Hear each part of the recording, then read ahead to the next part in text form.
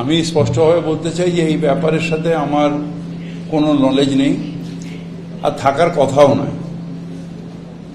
KMC building department কাকে notice দেবে কাকে দেবে না, কোন নোটিশে কি সেকশন, এটা আমাদের পলিসি ম্যাটার নয়।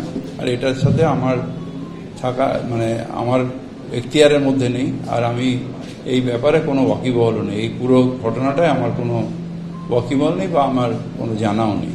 মেয়রের না না এটা এটা এটা এটা আমাকে জানানো হয়নি বা এটা আমার জানানোর কথাও না।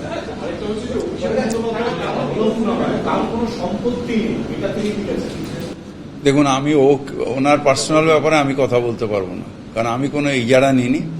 আমার কেএমসি রুলসটা বলার দরকার ছিল, আপনাদের জানিয়ে দিলাম। বড় চেয়ারম্যানেরও এখতিয়ারে নেই যে বড় বিল্ডিং ডিপার্টমেন্ট আগে নোটিশ দেবে না দেবে, এটা বড় চেয়ারম্যানের জিজ্ঞেসও করে না, আর এখতিয়ারের মধ্যে নেই।